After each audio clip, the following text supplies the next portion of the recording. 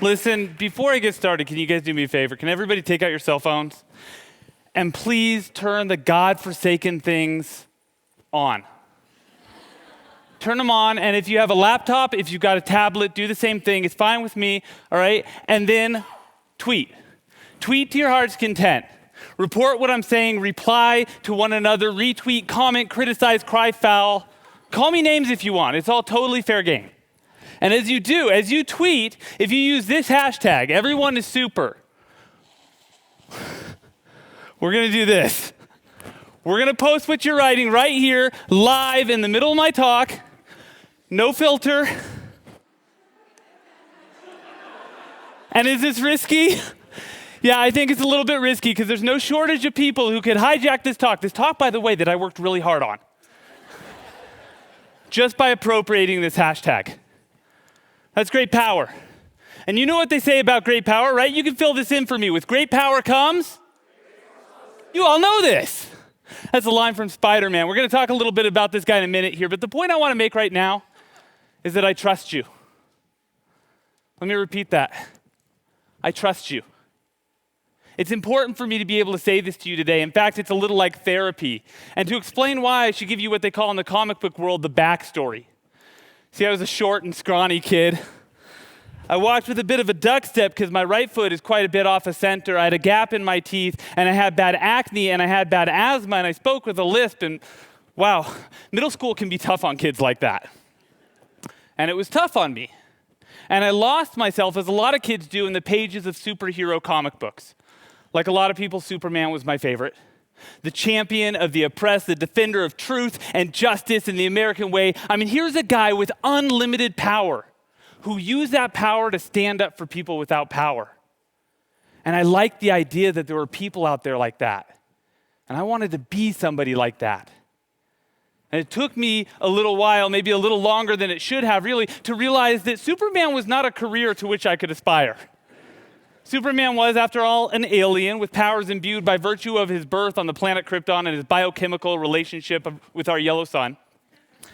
You probably didn't know that, but I do because I'm a nerd. I wasn't born on Krypton, so I was never going to be faster than a speeding bullet or more powerful than a locomotive or able to leap tall buildings in a single bound. And eventually I had to come to terms with this. And that was when I discovered Spider-Man.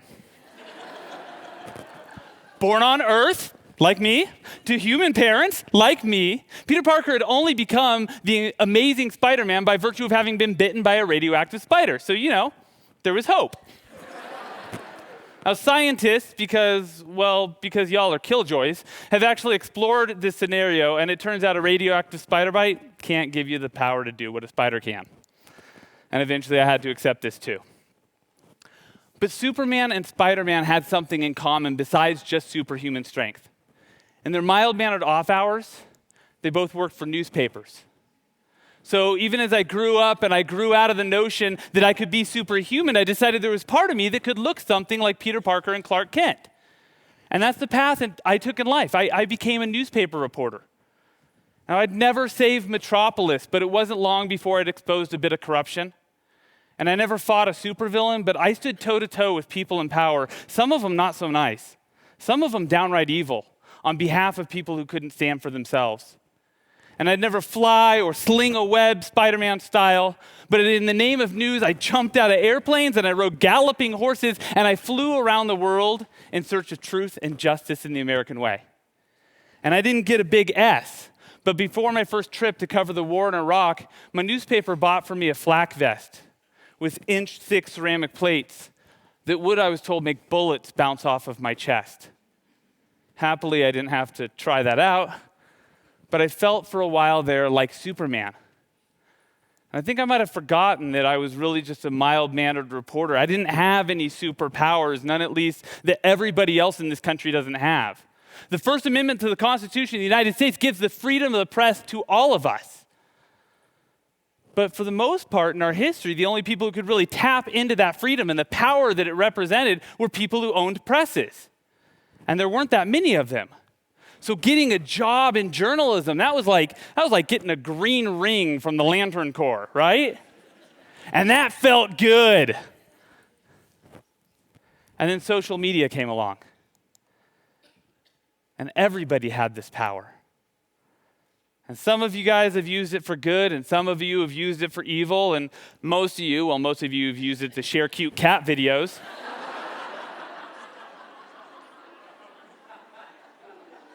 And you've changed everything.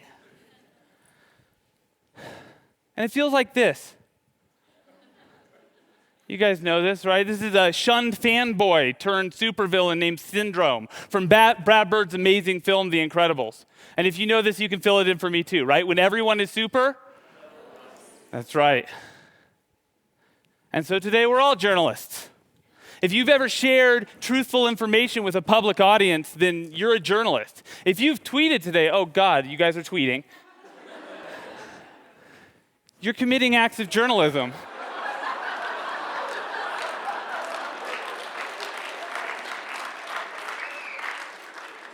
I believe in you too. It's been hard for me to accept that in this day and age, there's no genetic difference between people who do journalism as professionals and those who do it for free, sometimes without even realizing they're doing it. There's no X gene, there's no starfish island, there's no radioactive spider bite, there's no green ring.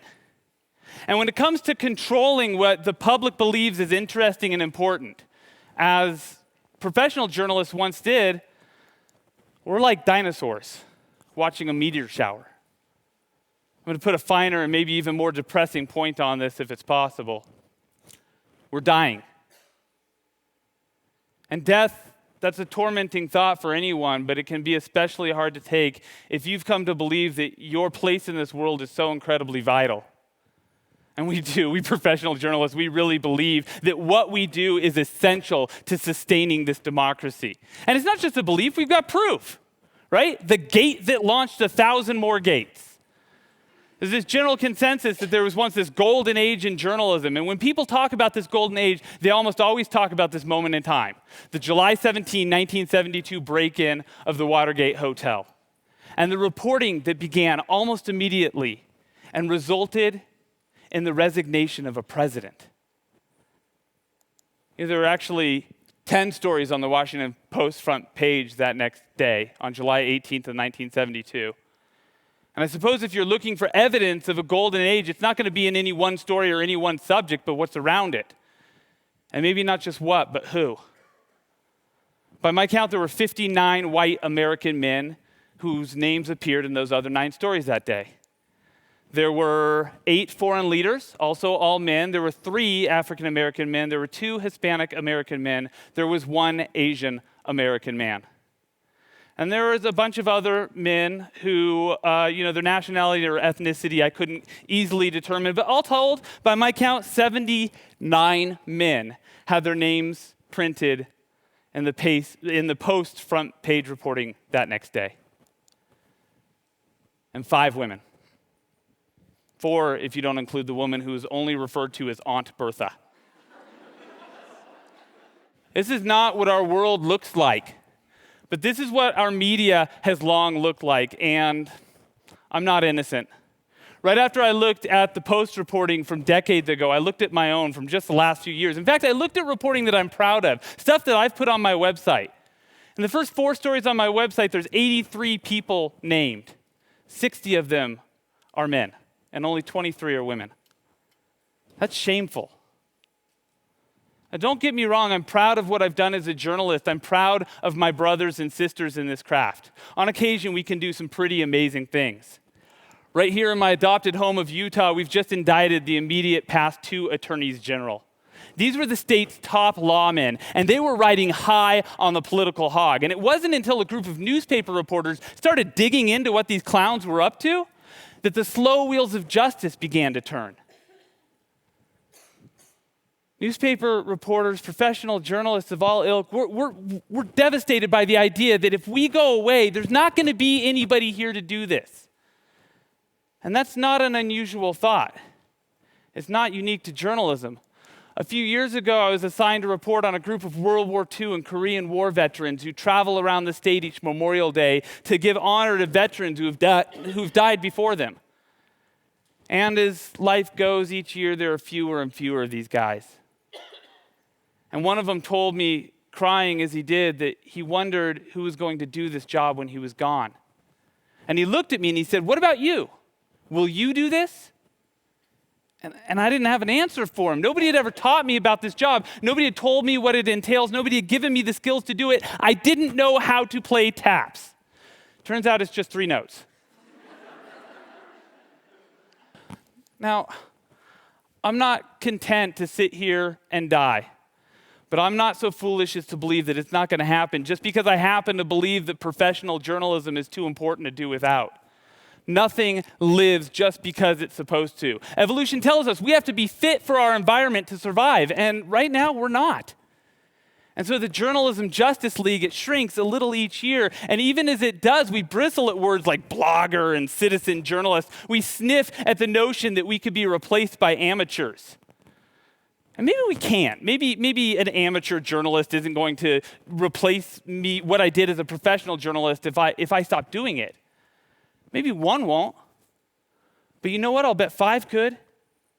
And 10 working together with a little coordination and collaboration, maybe a little like Professor Xavier X-Men style mentorship, maybe for somebody like me, could do things that are absolutely super.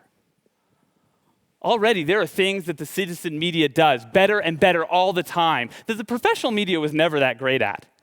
If a police officer rushed in right now and started beating me senseless with a billy club, what would you do? That's right. You wouldn't rush up here to help me, you'd record it. And then you'd post it to YouTube so that all the world would know, right? Yeah, because you're journalists. And if I said something right now that was racist or sexist or homophobic or xenophobic or otherwise awful, what would you do? You'd tweet that, right? You'd hold me accountable for what I said. Yeah, you would, because you're journalists. So here's my promise to you. If you want to tell stories that are interesting and important and true for all the world to hear, then I want to help you do it. And I don't care if you aspire to work for the New York Times or you just want to let your neighbors know what's going on in your neighborhood. I think a lot of professional journalists haven't considered mentoring citizen journalists because we're still so damn enamored by the idea of being super.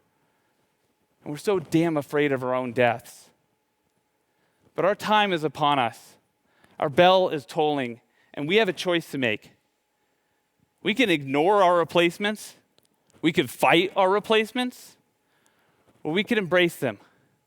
We could train them. We could get them into fighting shape so that when the time comes to pass the torch, they'll know what to do. And if we're loyal to preserving a free and a fair press in this democracy, then I think the choice is clear. And so this is my idea, and I think it's one we're sharing. And I think it's one we're sharing not just for journalists, but for everybody. See, you don't beat death just by refusing to die. We're all going to do that eventually. You beat death by being able to say to someone, I've done what I can. I've shared what I know. And when I ask, will you do this? I know what the answer will be. And I trust you. I trust you. So up, and away. Thank you.